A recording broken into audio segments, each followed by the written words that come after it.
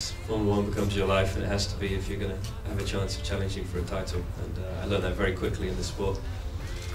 And I'm hoping that kids that are racing all around the UK and also around the world look up to drivers in Formula One. You know, I think that personally, I think that I've made mistakes along the way, and but I've put them right, and I think people respect that. Okay, 5 more minutes. Roger's first. Congratulations. It wasn't just impressive, winning the championship, but also the way that you did it, the cut and thrust that was in that race. That was very exciting. Was it as impressive for you? It was a fun race, and I didn't want to win the championship by just sitting back and gaining points. This championship has been very stressful for everyone that's involved, and especially for us because we've been leading the championship from start to finish. And it was such an amazing start to the season. You just hope that's going to go on, but it doesn't. You know, it's very unusual that you can fight for a win in every single race of your championship-winning season. And having Ross Brawn around was very, very helpful, because he's been through some tough times, but he's also been through some amazing years with Michael in 2 different teams. And he knows it's not a walk in the park, and you have difficult weekends, but it's about making the best of those difficult weekends. And, it's been a tough season, but having him there has made a big difference to me. It's given me a lot of confidence. And this race, really, I wanted to get the job done. I wanted to win the championship before the last race. And starting 14th, I made it very difficult for myself. But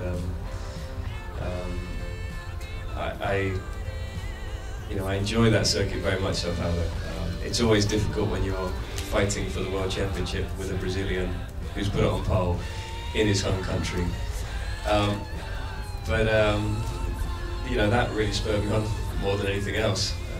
And I just really enjoyed myself. When I put the first move on Grosjean on sort of lap 5, I knew that we had a good car and we could make this happen. And I wanted to win it then. I didn't want to just sit back and gain points and maybe we'll cross the line in a good enough position. I wanted to fight for that win.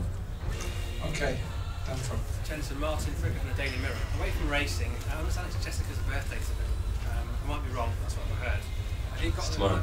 Tomorrow. Have you got a nice present at the other time? And will that present be nicer now that you're world champion? No, nothing will change. She's not getting a bigger gift just because I'm world champion. Yeah, of course I've got her a gift. You know, but I'm not going to see it tomorrow, which is a pity.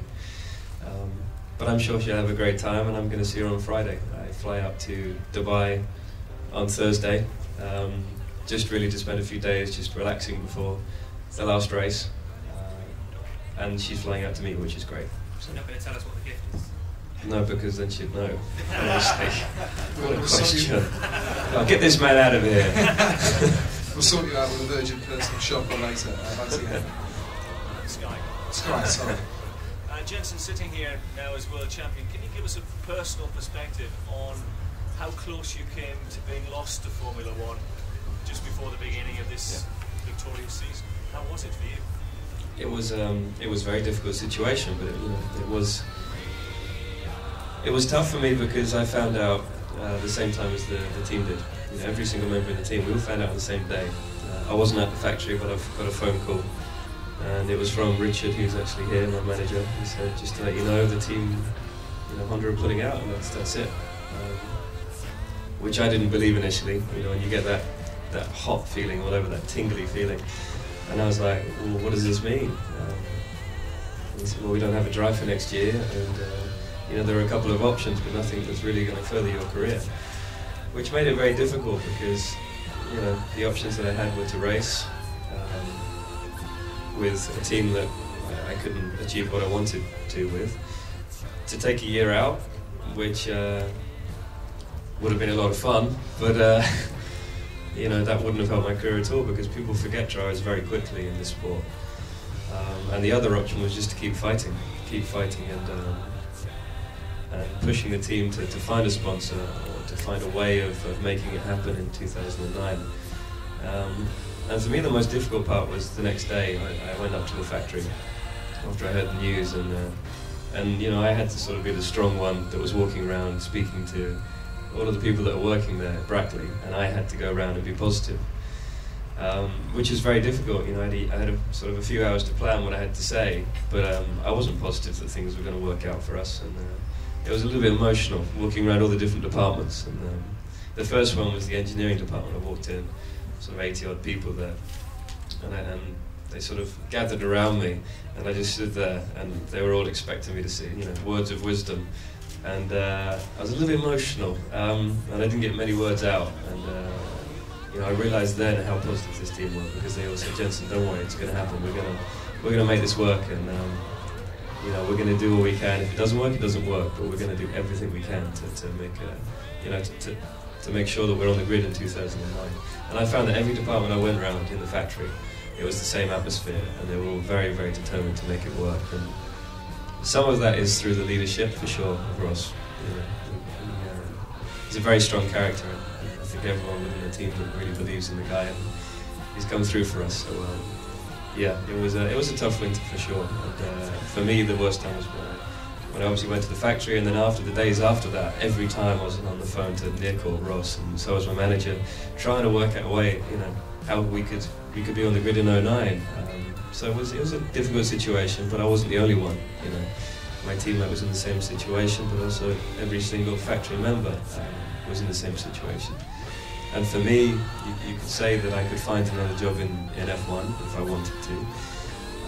Might not have been what I wanted, but for them, they could have been out of a job, and obviously some of those people were, which is obviously very sad, but it's the only way that we could keep the team going, moving forward.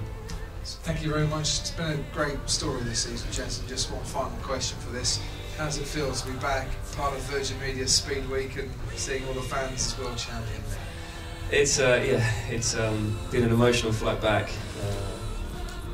We didn't get much sleep on the way back, and I don't mean that we were going crazy. It was just when one person was awake, it was very difficult to sleep, because they were going around tapping you on the shoulder, giving you the high five or the P1, and yeah, it was a very good journey, and it's great to be back here. But you know, for me, obviously seeing you guys is great, because I'm guessing that you're fans of motor racing, but also to see those guys is for me more important, for sure, and also my family and friends when I get to see them this evening. So it's fantastic to be back, and it's nice to have come back to the UK, and to also to have brought the championship back to the UK as a constructor, and also the drivers' championship.